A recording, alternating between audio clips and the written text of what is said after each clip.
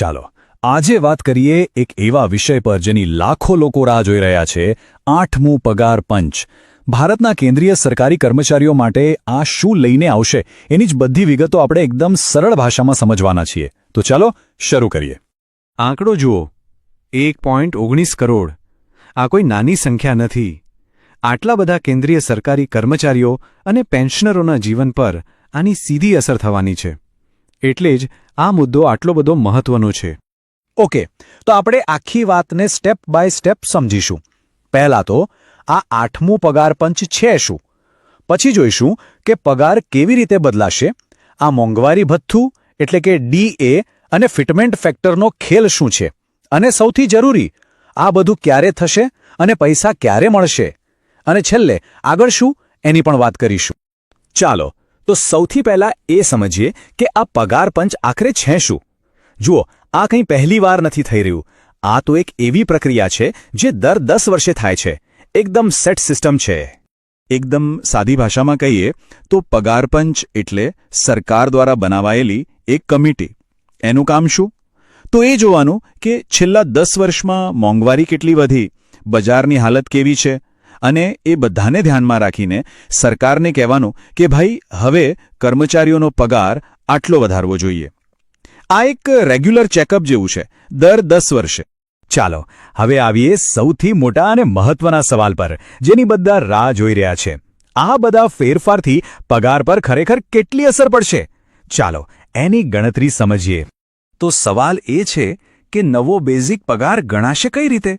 કારણ કે આ જ ગણતરી આખા પગાર વધારાનો પાયો છે.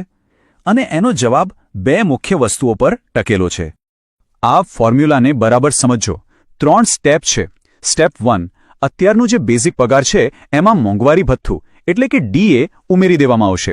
સ્ટેપ 2, આ જે નવી રકમ બની એને ફિટમેન્ટ ફેક્ટર નામના એક આંકડા સાથે ગુણાકાર કરાશે, અને બસ આ જ ફાઇનલ બેઝિક પગાર હશે. અને હા, સ્ટેપ 3, આ નવા બેઝિક પર DA ની ગણતરી ફરીથી 0થી શરૂ થશે. ઓકે, તો આપણે હમણાં DA ની વાત કરી.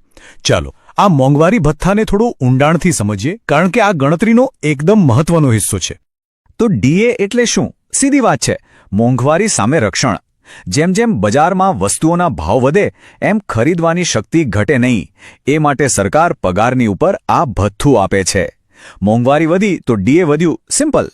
હવે જે અનુમાન છે એ પ્રમાણે 1 જાન્યુઆરી 2026 સુધીમાં, જે દિવસે આ નવું પગાર પંચ લાગુ થશે, ત્યાં સુધીમાં મોંઘવારી ભથ્થું વધીને લગભગ 60% થઈ જશે. અને આ જ 60% DA ને બેઝિક પગારમાં ભેળવી દેવામાં આવશે. અહીં એક વાત ખાસ યાદ રાખવા જેવી છે. નિષ્ણાતો કહે છે કે DA નું જે મર્જર છે એ હંમેશા લાગુ થવાની તારીખના આધારે થાય છે, રિપોર્ટ જમા થવાની તારીખના આધારે નહીં. એટલે કે ભલે રિપોર્ટ 2027માં આવે અને ત્યારે DA 70% થઈ ગયું હોય, તો પણ ગણતરી તો 1 જાન્યુઆરી 2026ના 60% DA પર જ થશે. આ નિયમ પાક્કો છે. ચાલો હવે વાત કરીએ એ આંકડાની જેના પર સૌથી વધુ ચર્ચા થઈ રહી છે, અને જે નક્કી કરશે કે પગારમાં ખરેખર કેટલો મોટો જમ્પ આવશે. એ છે ફિટમેન્ટ ફેક્ટર. તો આ ફિટમેન્ટ ફેક્ટર છે શું?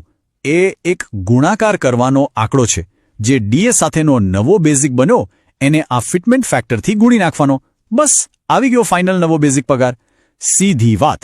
આ આંકડો જેટલો મોટો, પગાર વધારો પણ એટલો જ મોટો. હવે અહીં જ તો આખી રમત છે.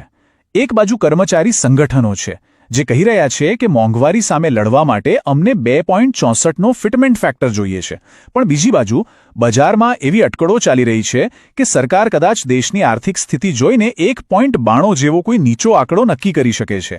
આ બંને આંકડા વચ્ચેનો તફાવત કેટલો મોટો છે એ એક ઉદાહરણથી સમજીએ. માની લો કે કોઈનો બેઝિક પગાર અત્યારે 40,000 રૂપિયા છે. જો 1.92નો ફિટમેન્ટ ફેક્ટર મળે તો નવો પગાર લગભગ 76,800 રૂપિયા થશે.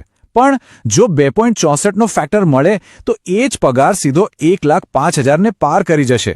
જુઓ કેટલો મોટો ફરક છે. આ જ કારણે આટલી બધી ચર્ચા છે. ઓકે, તો હવે એ પ્રશ્ન પર આવીએ જે બધાના મનમાં હશે. આ બધું થશે ક્યારે અને ખાતામાં પૈસા ક્યારે આવશે? ચાલો ટાઈમલાઈન સમજી લઈએ.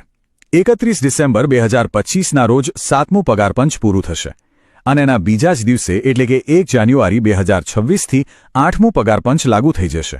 પણ એક વાત છે, પંચ પોતાનો રિપોર્ટ 2027માં સબમિટ કરે એવી શક્યતા છે અને પછી સરકાર એને લાગુ કરશે. મતલબ પૈસા હાથમાં આવતા 2027 પછીનો સમય લાગી શકે છે. પણ એનો મતલબ એ નથી કે નુકસાન થશે. ભલે પૈસા મળવામાં વાર લાગે, પગાર વધારો તો 1 જાન્યુઆરી 2026થી જ ગણાશે અને વચ્ચેના સમયગાળાના જે પણ બાકી નીકળતા પૈસા હશે એ બધા એરિયર્સ તરીકે એકસાથે મળી જશે. તો ચાલો હવે આખી વાતને સમેટીએ. જોઈએ કે હજી કઈ કઈ બાબતો નક્કી નથી અને સરકાર સામે સૌથી મોટો પડકાર શું છે. જુઓ, હજી ઘણી બાબતો હવામાં છે. સૌથી મોટો સવાલ તો એ જ છે કે ફાઇનલ ફિટમેન્ટ ફેક્ટર શું હશે. સરકારે કર્મચારીઓની માંગણીઓ અને દેશની આર્થિક તિજોરી બંને વચ્ચે બેલેન્સ કરવું પડશે. રિપોર્ટ ક્યારે આવશે એ પણ હજી અંદાજ જ છે.